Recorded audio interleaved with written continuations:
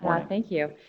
Yeah, so right now we have approximately 100,000 students that are in D or F schools. It may not be feasible for all of those to become A or B schools. However, we also have a fairly sizable number of students in C schools.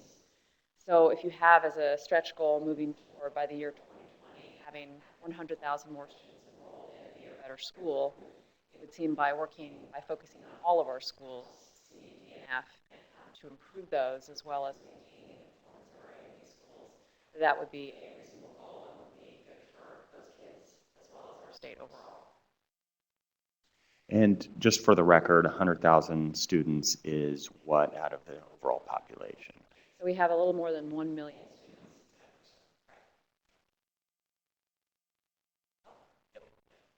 Thanks.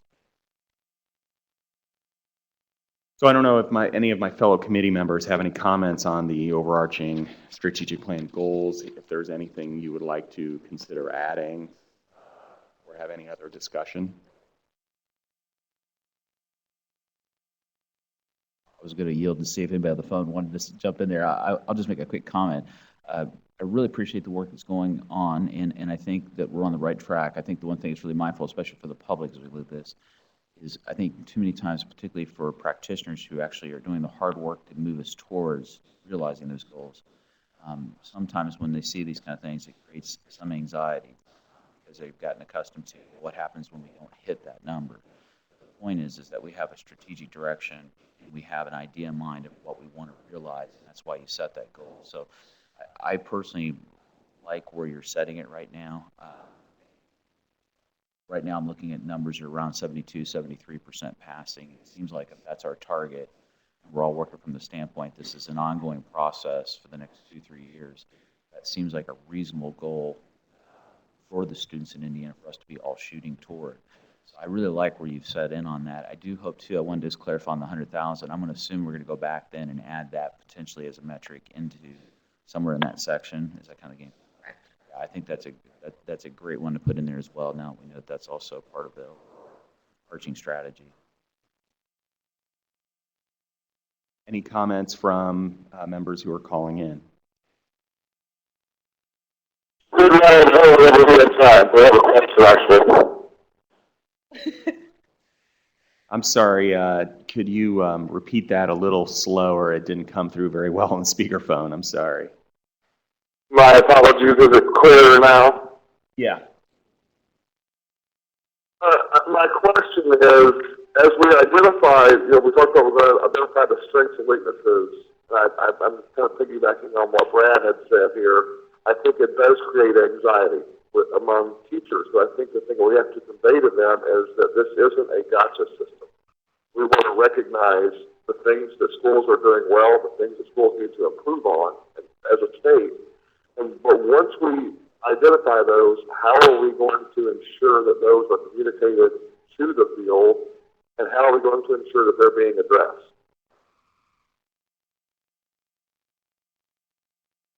That's a really good point. I mean, do you have some thoughts on that? The communication. Mm-hmm. I think it's a really good point. We discussed after the last strategic planning committee how to share the balanced scorecard with the public in a way that makes sense. So posting this on the state board website and looking at the functionality of the website, we can share that component there. Also including a supplemental document for communications that would make the communication plan that would make sense for teachers to understand what all of this is about. A one-pager that could be, something for teachers and administrators. We could definitely do something along those lines and share it with the scorecard as folks are looking at it. They kind of have a guide to understand. And the scorecard is on the State Board of Education's website, isn't it? It's currently not linked. It's not. Okay. There was a website, we talked about creating this kind of like you would see on Compass where you have a dashboard of information. That functionality doesn't exist for the State Board website. We ran it by the tech teams, but what we can do is actually link the Excel spreadsheet, and we can do that moving forward on the State Board website and creating a page, like a sub-page for the creating a sub-page for the balanced scorecard and the strategic plan all to live in one place so folks can more easily find the information. Bob? Yeah, and I would just add, because we are in collaborative situation between the board and the department that the board asked the department to communicate its goals. Additionally, I think that would be something that would be helpful in terms of communicating that to the field. Right, that was actually going to be my next point, and I wanted to hear from the department and understand if there was, if the department had any further thoughts on how the goals that are set forth in the balanced scorecard could be communicated better.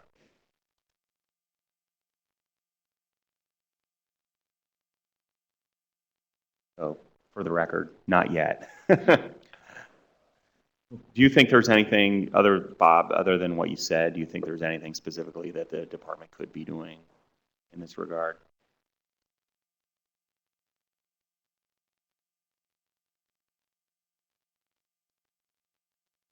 Just continuing to collaborate with the board surrounding the strategic plan, and working together to, and mainly just getting the message out there what the goals of the board are.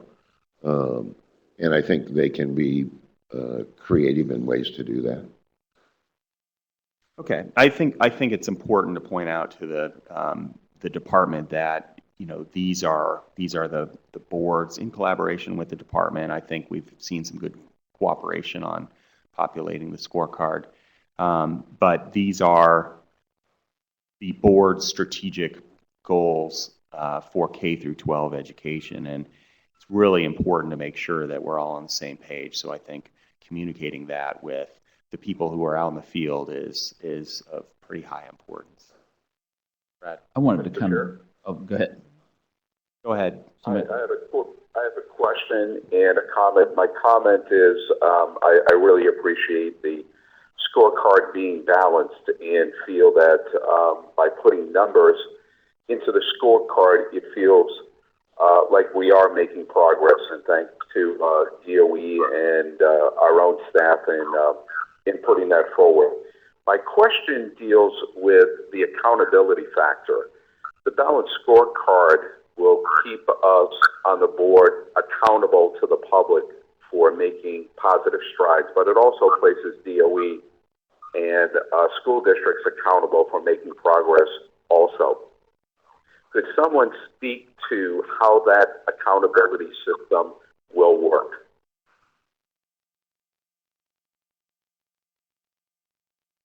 I'm sorry, Dr. Grace, will you repeat your question?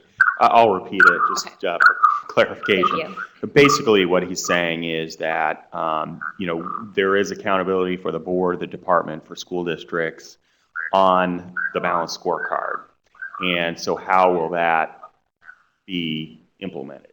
Is that a fair way to put it? Yeah. I think it starts with having the balanced scorecard shared publicly and allowing folks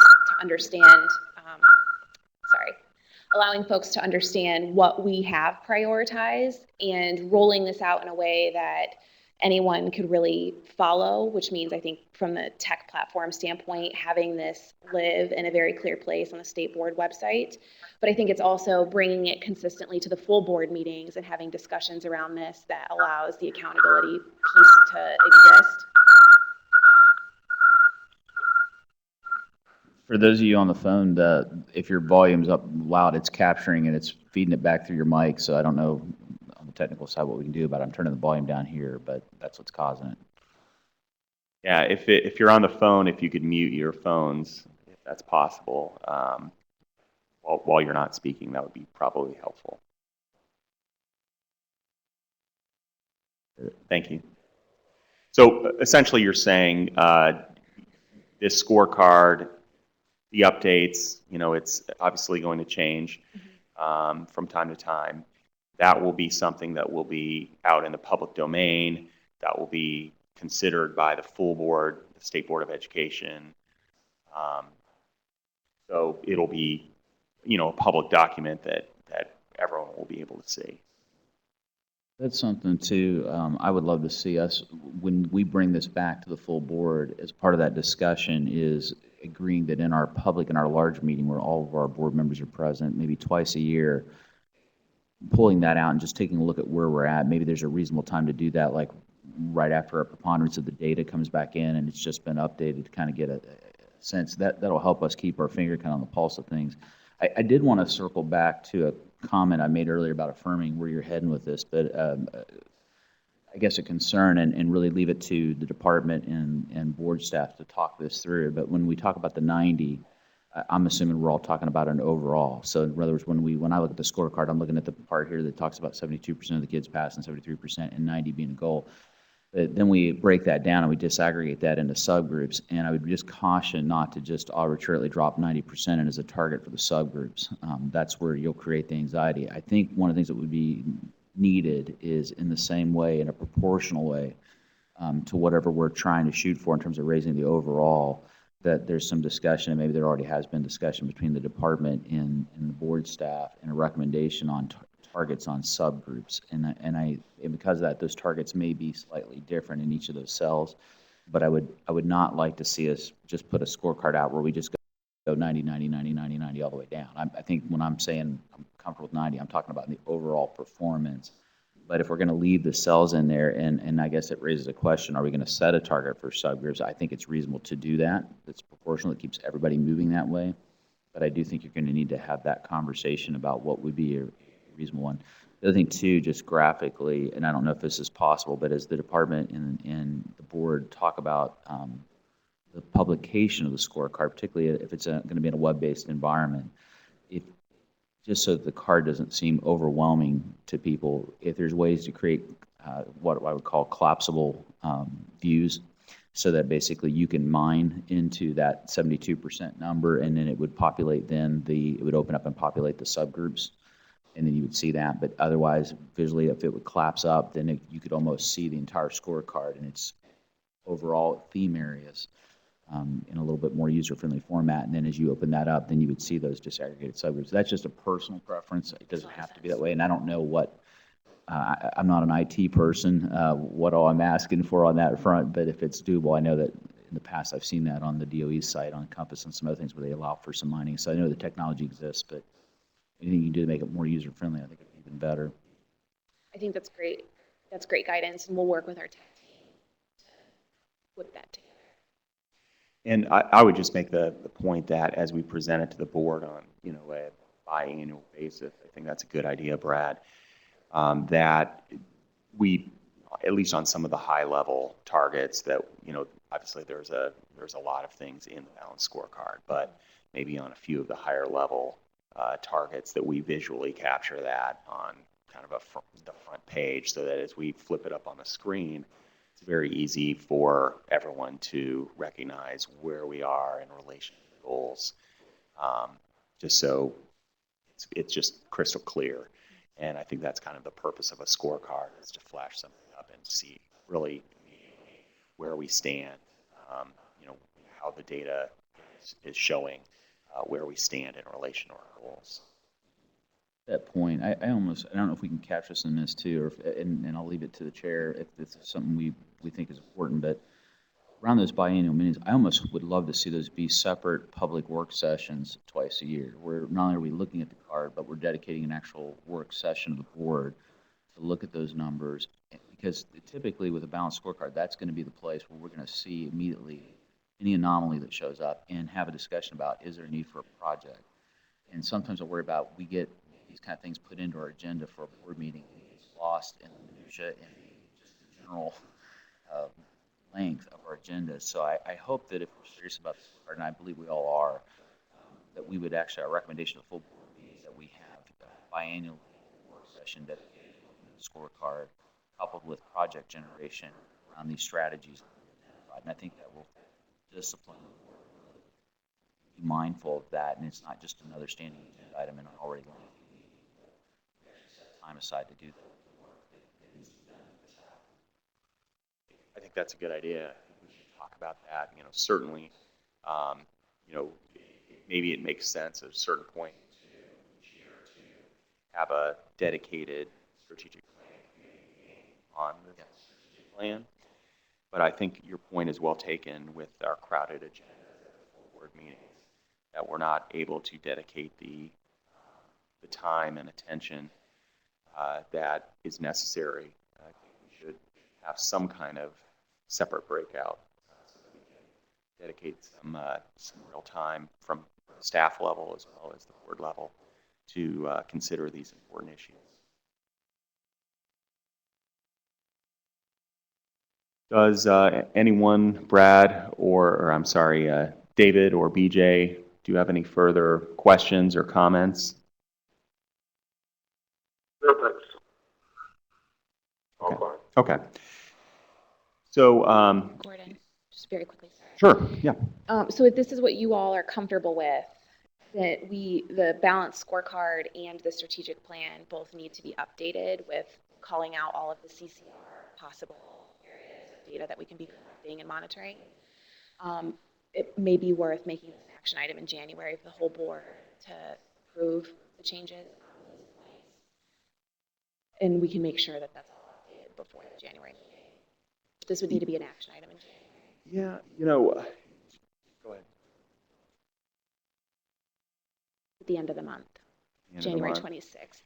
I personally, I think I would like to make an agenda item for February, just so we can have one more meeting to consider kind of the overarching high-level targets. And I think I would just encourage each committee member to really dive into the strategic or the balanced scorecard that's been updated, and really review what you think should be the high-level targets that we can present to the full board for a recommendation. And then, any changes can be implemented at that time. So we'll bring the changes back to you all January 26th, strategic plan. And we'll provide them, obviously, in advance of that meeting for you all to review and stay comfortable and bring it forward in February. Yep. And let's just have an agenda item at the January committee meeting to discuss this point specifically. Yep. Totally agree. Okay, great. Anything else on this topic? Guidance. Thank you. Really appreciate it. So turning to our next agenda item, we are going to be hearing from Leroy Robinson, the department's Director of Family and Community Engagement, which is a new title. Congratulations. We'll be interested in hearing, I think we had a brief presentation about your new role at the last board meeting, but before you get started in your presentation, if you could just give us a quick update as to kind of what you're going to be doing, Leroy, now with your new role, as well as the Director of Outreach. Is there somebody who's going to be stepping into that role? And just give us a quick update on the outreach area. Thanks. Thank you, Dr. Oliver.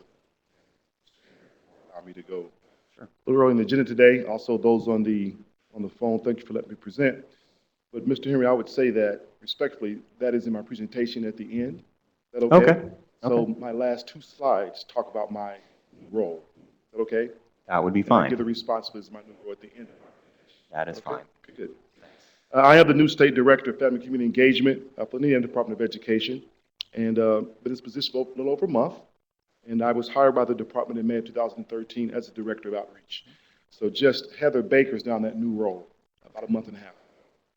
But I'll update you on my new responsibilities here shortly. I am tasked with creating a statewide framework to support our schools' efforts and strengthening the family community engagement throughout the state of Indiana. I will talk to you guys today about the subcommittee's strategic goals, indicators, and the IDOE collaboration. 3.11, which is to design a scientifically valid survey to measure family community engagement, attitudes towards their schools. And we have recently done that, created a survey. And the survey is about 40 questions, and some of the indicators are support of student services, speaking up for every child, sharing power, and collaborating with communities is four of the indicators in that survey. Also, I'll speak to you briefly about 3.1.4, which is to establish a parent advice advocacy center to assist families in navigating the K-12 education system, helping their children succeed. We're still in the information gathering stages of that initiative, primarily by I'm creating a 25-member advisory committee for the state that will advise me in this area of family community engagement. I have about 10 members so far, and we'll be meeting in February, statewide effort, pulling people all over the state, parent liaisons, business leaders, different individuals who work with schools to kind of advise me in this work. So that group, Family Community Engagement Advisory Group, will be helping advise me on this creation of this Parent Advice Advocacy Center. So now with that, I'll review a few slides in our PowerPoint, and I'm going to, these are a little out of order. I'm going to start with the vision first. That's okay, the vision and mission of this new Family Community Engagement Initiative by the department. Primarily, the vision is to assist the Division of School Improvement with an intentional approach to family community engagement. What we realized during our evaluating our first year in outreach is that there's 8 turnaround principles that we work with, and we looked at our data over the summer, and most of the work was focused on, of course, data, school leadership, teacher instruction, and curriculum. Turnaround principle number 8, which is family community engagement, saw the least data points, and the few time was spent on that. Superintendent wanted to create an intentional approach to that, so she brought me from the Director of Outreach to this new role to focus intentionally on carrying out this vision to address turnaround principle number 8. The mission of family community engagement for the department, I will, with the assistance of the Outreach Division of School Improvement, will serve all Indiana schools, including focus and priority schools, with improving their family community engagement initiatives. In addition to identifying and designating applicable schools as family-friendly, we will create and share a statewide framework for family community engagement. So that's my task, to carry this mission out. And I'll go back to the beginning. And what I'll start with is the family-friendly schools designation process. This is something that came out of the legislation a year ago, and it was assigned to me to get it carried out. So we went through quite a few months of community meetings, community gathering, information gathering, meet with different stakeholders and partners to create this process. And it is now out. And the deadline, we launched the program in September. We launched it out to the public. Any school can apply. October 24th was the deadline. As of today, I've received 48 applications from schools throughout the state of Indiana who want to be designated family-friendly schools. What we're currently now in the process of doing is reviewing those applications and requesting additional evidence. So the application process consisted of 4 surveys, 4 separate surveys, and that will be on one of my next slide, though. And I'll talk about the surveys. So we're in the process of reviewing the surveys and also gathering more evidence. And by July 31, we'll be coming to the board with those schools that designated family-friendly schools. And the process is voluntary, not mandatory or required. It's voluntary. The principal must submit the application packet by October 24th, which 48 schools have done that, and we have all that information online on our IDOE website. This is part of the website which highlights the family-friendly schools process. I'm going to talk about 4 surveys and the best practice in the assessment tool. One of the surveys is the family-friendly, this is at the top there, the family-friendly survey, which has about 40 questions, and I told you about some of the indicators earlier, and that is something we're going to use, that the schools are using to assess what their families think. This is what the school sent out, the survey that we require. Secondly, a school building leadership survey, and that survey is the school building leaders. And then the other one was a student survey, and the 4th one was a staff survey. So those 4 surveys were submitted by all the schools along with their application. So these are what the schools sent out to their members, to their staff, to their students, and to their parents and families in the district. So we have all those in our possession. Also, with the family-friendly schools process, there's a best practices model that's on the website as well that the schools can look at to see how the work is done. Then lastly, we have an assessment tool, which is a rubric, as the indicators that we'll be using to judge their evidence. So I'm currently in the process of gathering more evidence. I'm looking through the applications, looking at what's in there, looking at their surveys, and then asking for additional evidence on the different indicators in the rubric, the assessment tool. That's the overall process, what we're doing, and this is like the site that kind of people can pull from to get evidence and get information about the actual process. Ask you one question, Leroy. We have in our strategic plan that we will develop a survey that will be a scientifically valid survey. Mm-hmm. This is, like you said, a voluntary survey. are there any plans to, and again, we're hearing from, the consumers that we serve. Are there any plans to engage in a scientifically valid survey of schools, of parents, et cetera? That's on our radar, and this survey, again, is a voluntary one that we're sending out, and two things is happening. First of all, we're trying to figure out how to reach all the parents, because these are voluntary that the schools are sending out to their parents, and most of them come back very positive. We want to get a real reflection on what's out there, so we are in the process of taking this one that we've created, the family-friendly school survey, and adapted to make it scientific friendly. So we're not there yet, but that is in the plans. That's in the works. And who does that scientific survey? I mean, is it like an actual poll, or how's that done? Honestly, I'm not there yet. Okay. So again, this is the initiative we rolled out about a month and a half ago, and creating this part was a monumental task. Who does the survey? I have no idea. Okay. And I'm not but discounting the validity or anything of the voluntary surveys. I think that can contain a lot of helpful and important information. But just wanted to kind of check the But that's check on the our box. radar. Okay. We're not there yet as far as who we're going to get to create it. It's going to look like we're not there yet, but we do know that some of the indicators we spoke of earlier will be in it. Who's going to get to create it, I do not know, but maybe our deputy superintendent knows. No, I just have a lot to add, if that's okay. Sure. If you don't mind. I'm thinking about our work with ed and our focus on priority schools. Part of the advanced ed school improvement planning process is a survey, multiple surveys that go out to these same type of groups. So that will be capturing another large number of school populations and parents assessing their belief and their feelings about their school climate in terms of progress. So I think that will be another layer of surveys that will be all our focus on priority schools who choose to use the advanced ed process. We can get you copies of those surveys as well if that would be helpful. And then also I was thinking about our work with Insight, surveying of our division of school improvement that we have. They are actually currently in the process of developing for us a survey to assess basically the successes of our school improvement division, which is school improvement / outreach. So there's also some work with Mass Insight. So stay tuned. Great. Well, we'll definitely look forward to hear the full board hearing from you as to the results of some of these surveys, and appreciate your work in this regard. I know it's been a lot of work in the last 6 weeks, but and I would just encourage you, as you said, there is some really good information, but to have it truly reliable. I agree. I would just encourage you to press forward and let's get to something where we know we can truly hang our hats on the data that we're getting. And I appreciate that, because what we realize is that when we send these out to the schools that are volunteering to be family-friendly designated, those are very positive surveys. So is that really a true reflection of the state? Those are only the schools that are applying who are doing good work. So most of the surveys we have received back are very positive.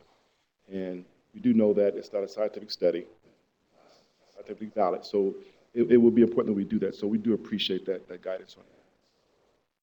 Along those same lines too, you always say you're going to be looking at the survey instrument, and I understand that you're going to be looking for content validity and things of that nature, and that's important. We want to know that those results are reliable. How you administer that survey will equally be important too, for the very reasons you're talking about. I mean, right now with the voluntary surveys, for those who are pushing for family friendly, you're seeing results skewed very positively. I would actually make the argument that if you tried to scale that out and you had everybody do them, there would be some instances where they would be very negative, because people would use it as an opportunity to basically express what they're frustrated about. So how it gets implemented would be very important. I would really love to have Leroy come back to us as you work with your committee. I do think there are a number of instruments that are out there, so I don't think you're going to have to start from scratch. I think the bigger question is going to be is how do you scale it out, and how do you do it in a way that accounts for how you administer the survey in a way that we can count on those results. The last comment I want to make here is just to encourage you. I'm really glad, Leroy, you're in the role you're in for this, because I'll be honest with you, of the 3 strategic goals of the board, this one, even though it seems smaller because it's the shortest one, kind of towards the bottom, is probably the most important one to me. Some of our issues, some of our challenges in our schools are pedagogical in terms of how we teach and what we're doing, and we're working on those things to raise achievement. But I would argue that the majority of our issues right now are relationship-based. They're relational in nature. And I think as we work purposely and intentionally at improving the relational health of our schools, it will impact the other two goals. It'll actually help improve achievement, and it'll actually improve faculty retention and their overall happiness and finding joy in what they do.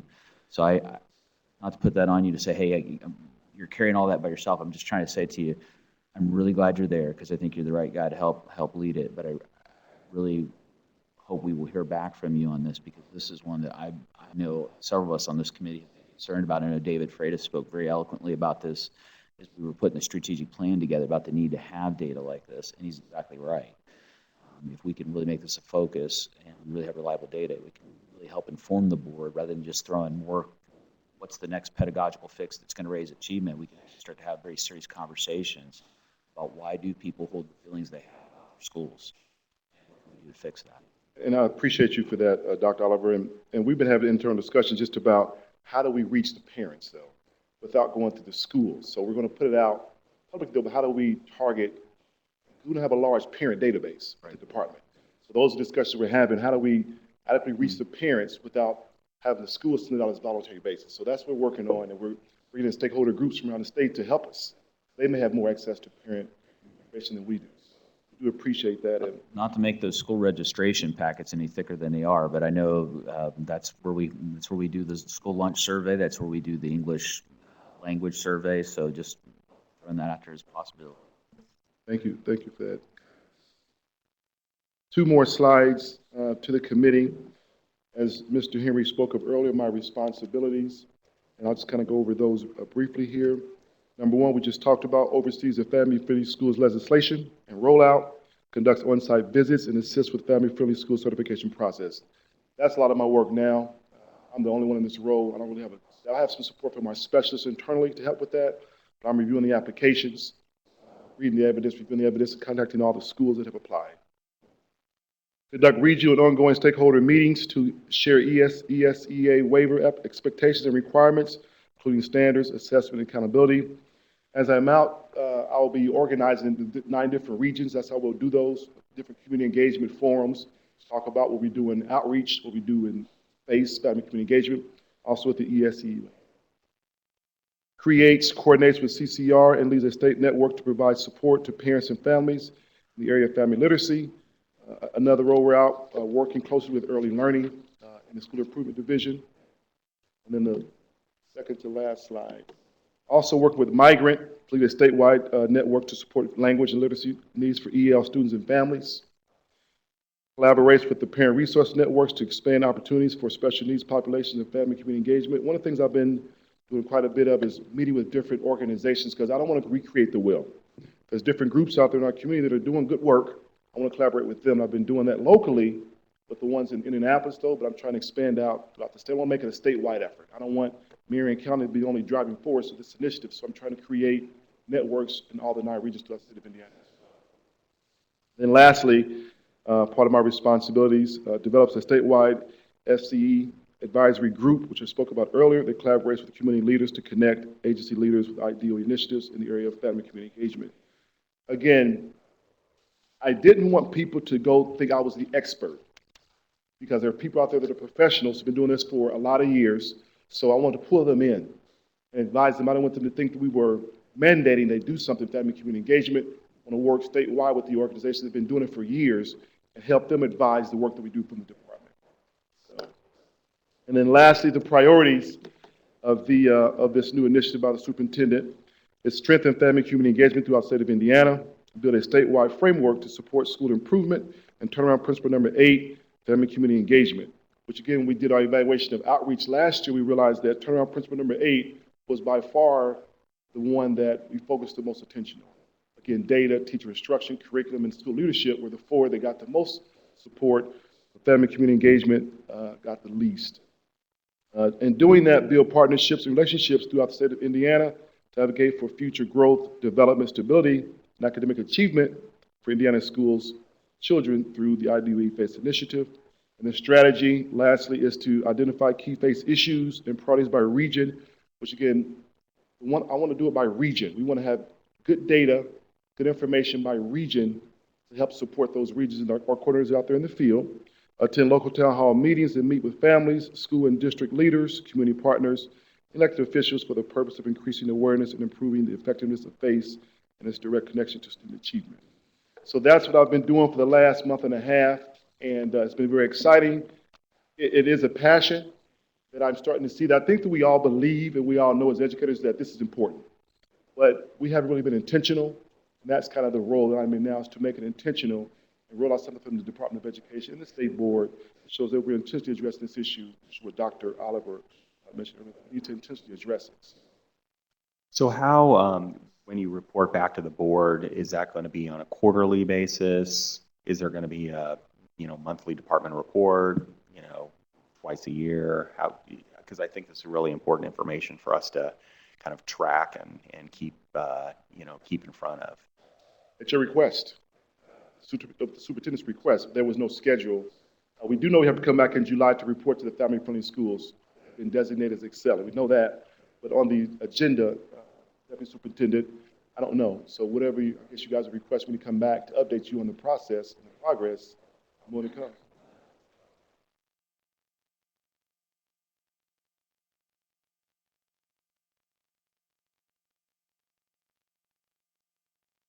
Mm-hmm.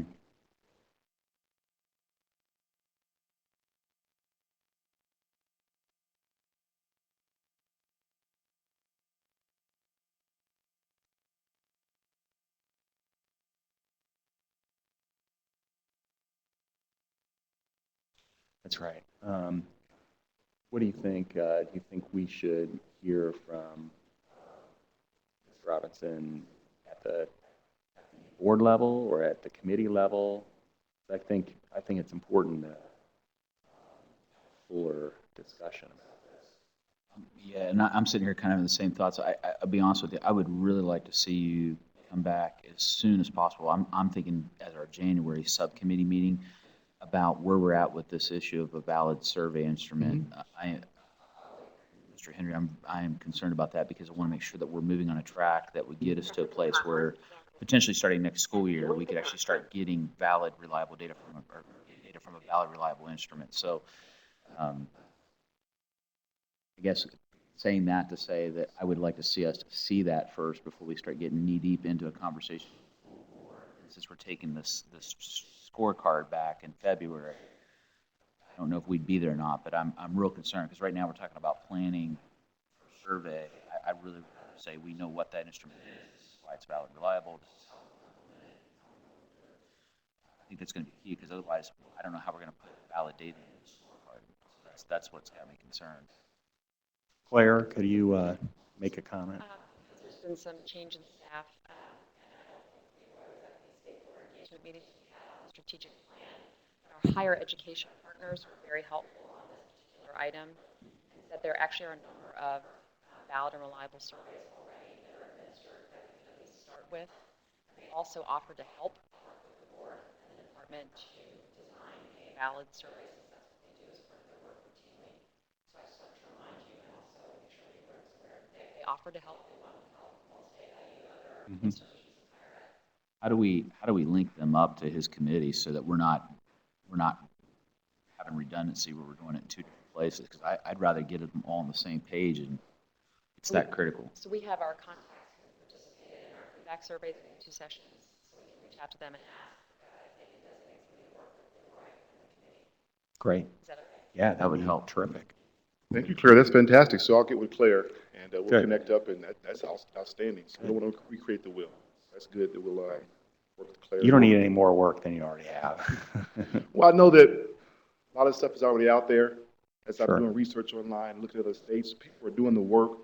And again, I want to be sure that we include everyone, with everybody, make sure this is successful. Right, and I'm hoping that data, when it's valid data, it's coming back and you're able to see it, then it becomes meaningful even in terms of what you're doing at the department, in terms of what you're putting out there. What is the message? What is the focus? Because right now, we could speculate and we could put out and have a bunch of meetings. But I come back again to what Gordon was saying. That instrument is going to be critical because that's part of why it's in here. Focus our efforts, right? a lot hanging in the balance on this impact.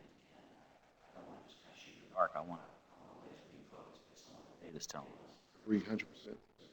So why don't we make it a brief agenda item for the January committee meeting at the end of the month, and we can decide at that time how we want to proceed with respect to the full board.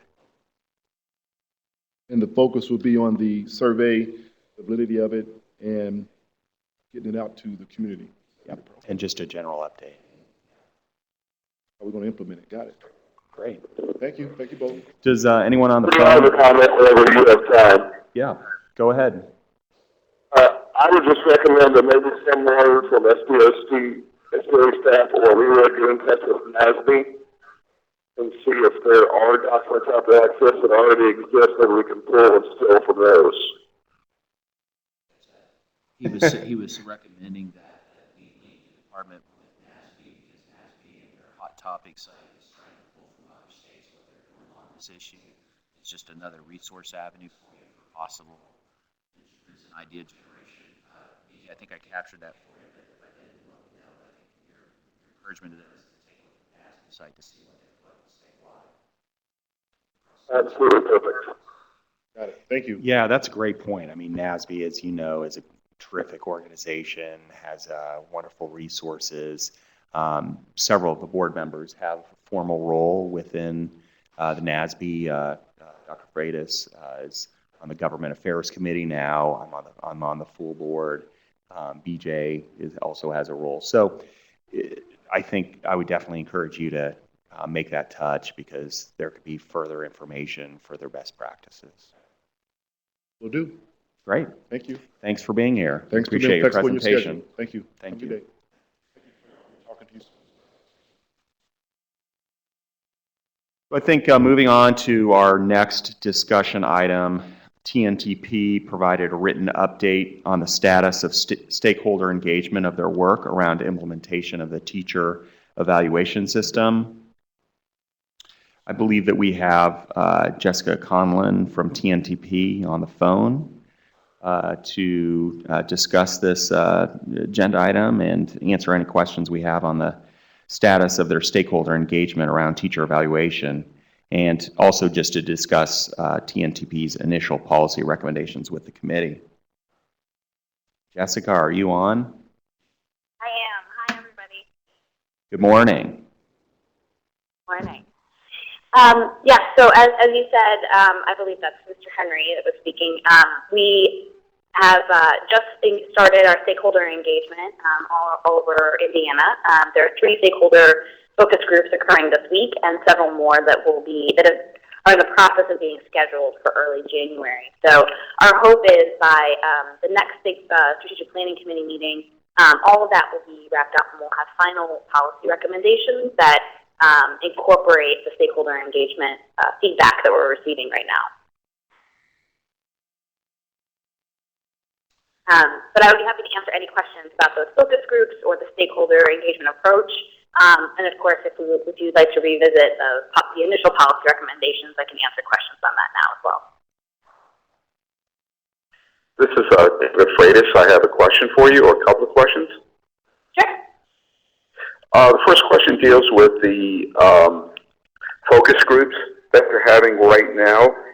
And I haven't seen the questions and don't need to see them, but my question deals with how you are conducting those from the perspective of questions. And I assume you're asking people for their perceptions. Is that correct? There are perceptions and experiences. I mean, the hope is, we'll be meeting with stakeholders. We are meeting with stakeholders in a variety of different roles. Others are external partners that have been identified by state board staff. So to the extent that they have direct experience with teacher evaluation, regardless of the plan type, we'll be asking about their experience with the plan. And my question deals with the validity of perceptions, and specifically when the focus group members share a perception, are you following up with a question such as, on what evidence are your perceptions based? We're asking for their firsthand experience with it, right? So if for instance we're asking, if they meet regularly with their evaluators, after an observation for a post-observation conference, then that would be then implicit in that question is asking for the evidence of how many times have you met, and there will be follow-up there. Although we're not asking for them to necessarily prove their perception. Yeah, I'm not asking them to prove it. I was hoping that as people are giving their perceptions that they would indicate either through firsthand experience or whatever it is, how they are reaching that conclusion. So it sounds like you are collecting that information along the way. Yeah, I mean, and that is, and I remember your concern about that when I first presented on this work, and we've been intentional about making sure that there's plenty of follow-up questions to dig into the stakeholders' perception, and go beyond some of the work that has already been done around surveying teachers, so building off of that. I really appreciate that. Thank you. And the other question deals with how do you envision presenting this information to the board? Sometimes when we aggregate a number of focus groups, some of the minority opinions get lost. How are you going to address that issue? Yeah, to be totally honest, it's something that we've dealt with and grappled with in other engagements across the country when we do this type of stakeholder engagement work. And what we try to do is represent, we do try to represent the majority opinion and say most people, have felt, reported feeling this way. However, and give credence to a minority. We don't want the loudest voice in the room to necessarily carry the message. Which is why that we're conducting the stakeholder engagement to make sure that we're reaching out to as many people as possible. But we definitely try, to the extent possible, to quantify how many people hold a particular viewpoint. Mr. Chairman, my question goes to you at this point. I read through the set of recommendations that they have made, and I think there's a lot of merit to a number of those recommendations. What's the timeline? What's the process for moving those forward in an expedited manner? So to answer your question, I have one question for Jessica before I answer that. Jessica, are you planning to provide an update to the board at the January meeting, the full board, or are you planning on providing another update at the end of January to the Strategic Planning Committee? It's the latter. So what we'll do is, because we'll still be in the process of stakeholder engagement, there won't be a lot to report to the full board in early January. So we'll come back to the Strategic Planning Committee in late January with what we're hoping will be a version of our final recommendations that will include the policy recommendations as they've evolved. And then the stakeholder feedback we've received. So that should be late January, and then we'll go to the full board after we receive your feedback in early February with our final recommendation. Right. That was my Mr. Chairman? that was my understanding, David, so that we anticipate early February getting the final recommendations from TNTP so that we may discuss them at the full board level as well as, approve, reject, pass on any and all of the policy recommendations. I appreciate that timeline. Certainly the recommendations that deal with rules in which we can do can be done really on our own timeline. My concern deals with the legislative proposals which they have made. Given the timeline that was just presented, are we going to miss sort of the legislative process in order to get those into the hopper? I don't think so, and just to update you, David, and the rest of the committee members, earlier this week, myself as well as board member Dan Elsner and staff met with Speaker Bosma and Majority Leader Long to share with them the legislative agenda items that were adopted at the last full board meeting. And we also shared with them some of the preliminary recommendations that TNTP has made. Those were not presented as final. It was more just for a briefing to let them know that there were going to be further recommendations coming from the State Board of Education. So I think from a timing perspective, your point is well raised, but we believe that we will be able to ensure that that the recommendations that are discussed and adopted in the early February meeting will be able to be considered by the legislature in this long session. That update with the speaker certainly allays my concern, so thank you for sharing that. Brad? A quick question for the chair. Are you envisioning that at the January meeting here, that similar to the other committee, subcommittee that worked on school turnaround, do you envision us actually voting out of committee recommendations that would then go to the full board as part of that presentation in February versus us walking in with a draft set being brought by TNTP that we're looking at for the first time? I'm just trying to make sure I kind of, we haven't really talked about that. I don't know what the pleasure is of the subcommittee, but I would like to know what our thoughts are on that. Yeah, and I'm definitely open to the opinions of the other committee members. I think from my perspective, I think it would be helpful for us to have a full discussion of the quote-unquote final draft from TNTP that is presented at the end of January committee meeting. And I think it does make sense to have a fuller discussion, you know, whether we vote on recommendations or not. I mean, I guess I'm not opposed to that. I think it might be helpful for the full board to have recommendations. At the same time, I think it would be only fair for the full board to consider all of the recommendations made by TNTP, you know, so that we're not, you know, we're not excluding any that we might consider excluding. The other question I have is really for Jessica, and I was looking at this as we were preparing for today. Is there, and I may have missed it in the packet of information, is there any place that tells us who the stakeholders were that have been engaged in the process of coming up with cultivating recommendations?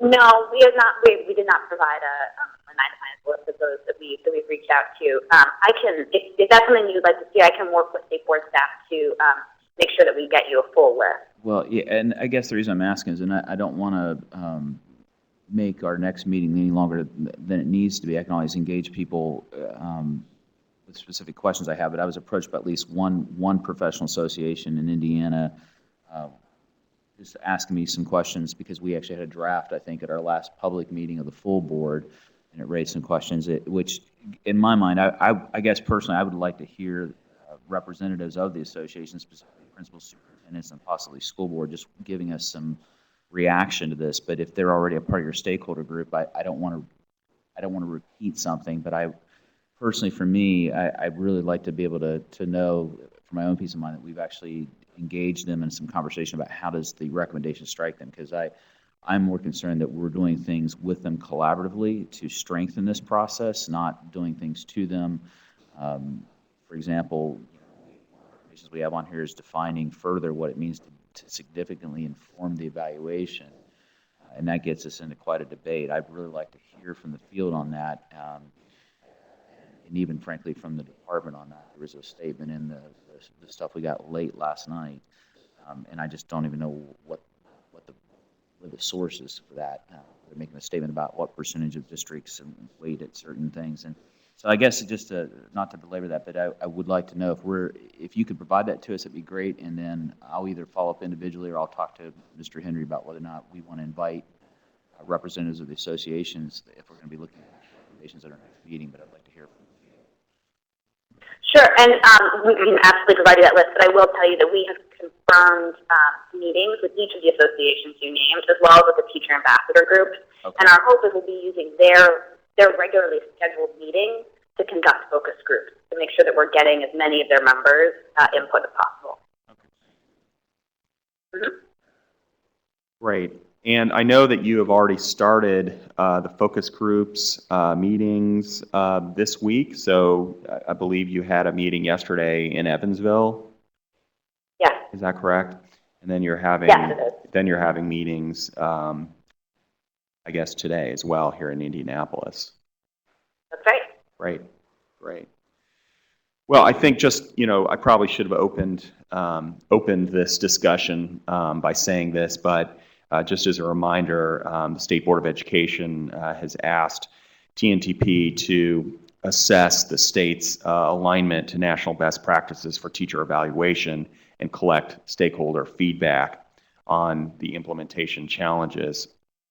So we look forward to continuing to work with TNTP over the next couple months, and look forward to hearing back from you as to the results of the focus groups, the stakeholder engagement, and how that further informs your policy recommendations that we'll be hearing at the end of January.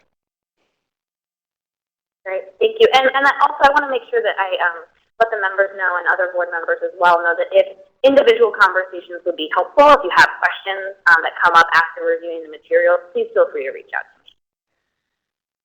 Terrific. Thank you very much. Sure. Thank you. Let's see, I think we're at the end of our agenda. So, Brad, do you? Before we leave this topic, can I Yeah. bring up one more concern? Let me bring up one more concern publicly, because and this is really for the department, because it is a concern in the back of my mind, and I'm very mindful of the fact that we have coming up in March, I believe, and Danielle, I'll have to get you to either tell me I'm right on this or wrong. We have an ESEA waiver application potentially coming up due to extend and go for 3 years. And I guess one of the concerns I have is we're looking at these TNTP recommendations, and given what we know was a concern in the last waiver, how we make sure that we coordinate carefully, because one of the concerns I have, and this came up in the last board meeting, DOE obviously is putting the application together, I understand that, but the board also has some responsibilities defined statutorily in terms of where we weigh in, and I want to make sure that we don't find ourselves in a situation where we're not aware of how the waiver is being constructed, the waiver application is being constructed. I would just assume avoid a meeting in the future where we find ourselves that something was put into the waiver because we didn't see it, it was submitted, the feds have approved it, and it may be not congruent with what we're doing here in terms of recommendations we're talking about making, because I could very easily see the department come back and saying, well, the federal government's approved our waiver, we don't have any choice, we have to do it this way. But I really believe the state of Indiana absolutely has a right, and we as the body that's responsible for education policy in Indiana, to kind of inform that waiver application, say this is how Indiana, this is how the policymakers in Indiana want to approach this issue of teacher evaluation. We think we've got reasons why we're doing it, we've done meaningful research, we've talked to stakeholder groups, and I don't want to see those things end up in conflict with each other. I'd rather see us working well together so that what we're discussing in these meetings and what ultimately goes before the full board finds itself into any kind of waiver application where this is an item that's required to be responded to. So I hope you can appreciate the concern I'm expressing, and I've just not heard anything. I've asked about it, and I know we've had waiver on our agenda as a discussion item, and we've been told that that work is starting, and I know that the US DOE, frankly, just started really getting guidance out to you on putting it together. So I totally understand that. I just want to get that out front now in December to say, being on record, I have an expectation that we're going to work together much more than we did on the emergency situation last year. I'd rather see us, we're not in that time crunch right now. It's December, it's not due to March. I'd really like to see greater collaboration between the board and the department on areas, particularly where it butts up against areas where the board has responsibilities as well as the department in executing policy. And I think Well, you've identified. let me just say, that's really the reason why the board engaged TNTP. Right. Is in response to the serious concerns that were raised by the United States Department of Education as to Indiana's teacher evaluation system. So under no circumstances do I anticipate this plan being a plan that gathers dust on a shelf somewhere. It is going to be implemented in the state of Indiana, and we'll have a full debate and discussion as to the policy recommendations, each one. But the goal of this entire process in engaging TNTP is to improve the teacher evaluation system in the state of Indiana, and that is something that we anticipate and we expect will be incorporated in our communications with the federal government because we are being responsive to their concerns. We want to lead on developing an effective teacher evaluation system that other states can look to as a model. So let's continue working together on that. And as Brad said, I think it will help us as we pursue a more than a 1-year extension of our federal waiver. And of course, we don't know what Congress has is necessarily going to do in the upcoming congressional session. We'll have to wait and see, but we're still on a timeline to be responsive to the federal waiver process. Absolutely, and I think, so you've identified a couple of things. I think you've very clearly identified the timing is not perfect in all of this, given that the federal deadline is March 31st. Legislative session in Indiana will not have ended by then. We are potentially, in some cases, and as you've noted through your recommendations, there is potential, and maybe not. Maybe some of the changes, for example, the TNTP recommendations may happen outside of legislative action, but rather through policy and or rule amendment. And those things we wouldn't have to wait for. We would know before the deadline of the waiver. But you are right. The federal waiver allows for amendments, especially in this long cycle of the renewal will be through June 2018. So we don't anticipate, we would hope to have decisions made through the collaborative process that we could capture in the waiver. But we also recognize something could happen between March 31st and the end of session that may also drive an amendment to our waiver, whether that's action that we've all created or action that's created outside of our influences. So I do think we do need to be aware of the amendment process does exist. To your point, Dr. Oliver, regarding updates, Risa and Teresa, assistant superintendents, just came back from a CCOS training with a workbook as recent as 24 hours ago. So we are learning a ton about what the expectations are in terms of the application. So as soon as we have a good grasp on what all that is, we have anticipated and planned with state board staff as well as speaker, and we've already spoken with legislative leadership and their staffs and how to operate again. So we don't anticipate not doing that. And then finally, I would like to say on this notion of conditions on Indiana's educator evaluation system, it wasn't on our system per se as much as it was on our 23 corporations who have not yet identified a compensation model and a plan. And so really our findings are not about our evaluation system. Our findings with the federal government and where they still have concerns that we don't have 100% compliance because we still have 23 school corporations in Indiana outside of a bargaining time period. And we've worked with USED to talk about what are other options. You know, unless short of a legislative change that would force them to reopen bargaining or change a deadline, what could we do instead? Could there be an MOU entered into in those corporations with their bargaining unit? And I think that's identified in the document we sent to you last night regarding that idea, that TNTP idea.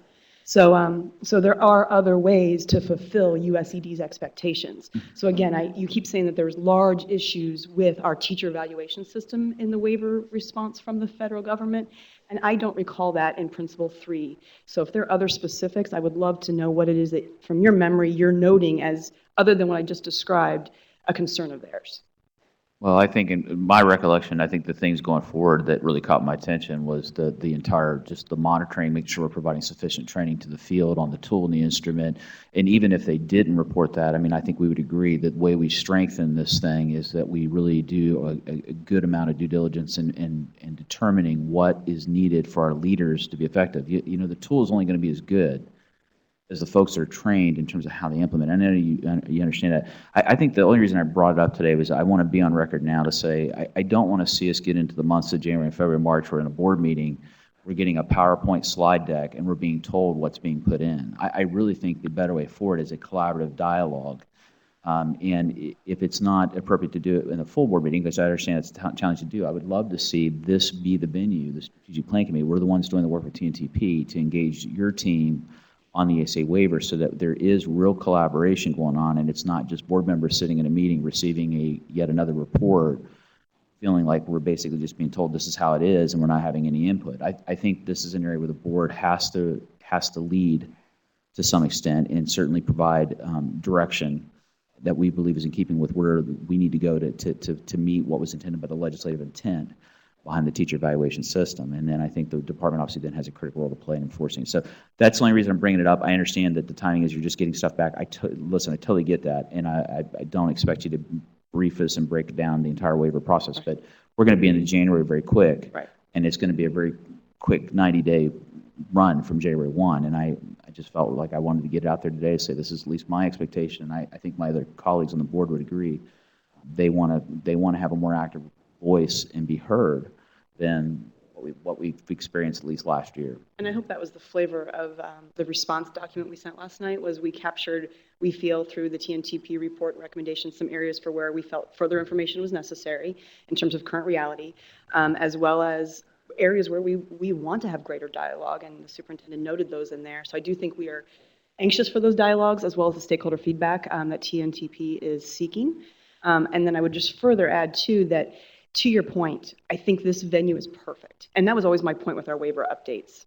And I think somehow this got lost in many months of updates to the board. And you're right, it was PowerPoint slide decks, and sometimes they were lengthy and so forth. But the heart of the waiver is these areas. It is Principle 3, teacher evaluation.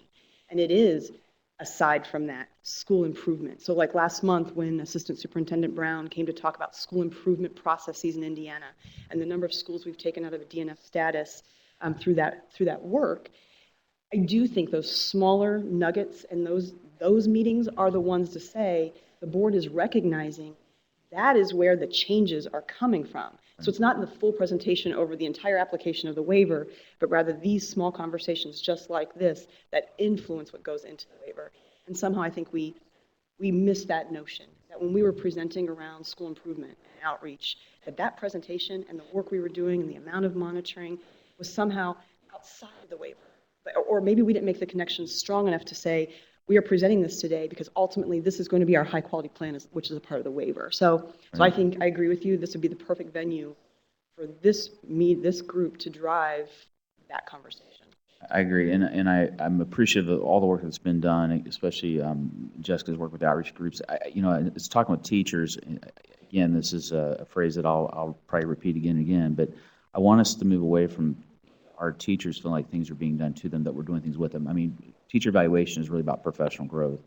And I'm really glad that one of the things that has happened is that we have reached out to a group of teachers. I've seen that the legislature has done that as well, and we start to get that teacher voice. And I'll be interested to hear how their voices, combined with the other things that we're doing here, finds its way into a larger approach to teacher evaluation and then coupling that into our waiver. So that's all we need to talk about today, and I appreciate it.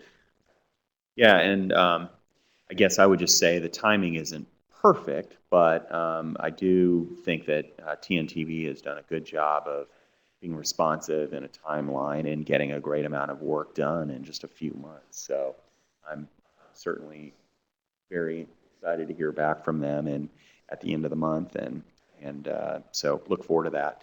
As it relates to the department's comments to the initial TNTV recommendations, which we received last evening, I have not had a chance to review those. So we will take those under advisement, and I'm sure we'll have the opportunity to discuss those at the end of January in a more detailed way. Mr. Chairman, I may be wrong on this, but I believe this may be our last subcommittee meeting with Claire present. And I just wanted to publicly say, Claire, I know you're going to be around for at least the next board meeting, but from the standpoint of the Strategic Planning Committee, I think we'd be remiss if we didn't at least acknowledge your leadership and help to the board and to the subcommittee. I know I'm particularly appreciative, and I know the other members of the subcommittee are as well, but thank you. Yeah, thanks for making that, Brad. That's really important. Claire has been very helpful to us, throughout my service on the board, as well as everyone else. And I think that your leadership has been exemplary, and public service is never easy. And we wish you well going forward. We know you have a very important role in the community that you'll be undertaking, and there'll be a significant part of that will be continuing your work in education. So we wish you well, and know that you will continue to do good work in your new role. So congratulations to you. So as we've discussed earlier, we meet next on Monday, January 26th here in Indianapolis. And during the next meeting, we will revisit the balanced scorecard based on this conversation. Additionally, we'll hear from recommendations from TNTP based on their work with stakeholders. The committee will discuss the recommendations with TNTP before they go to the full board for approval in February.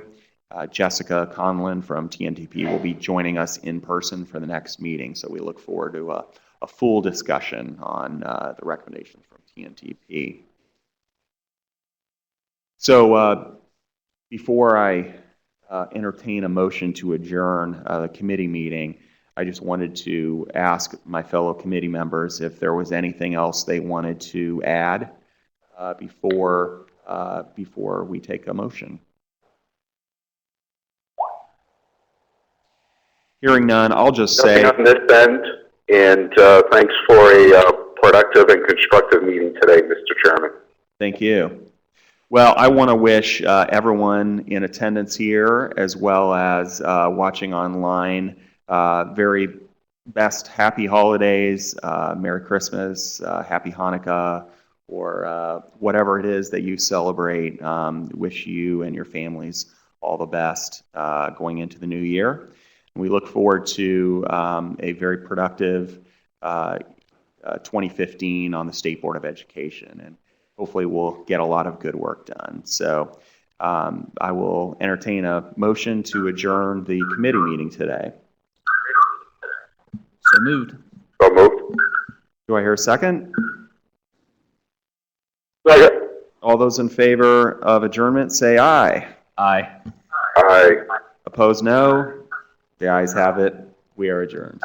Thank you. Adjourn what?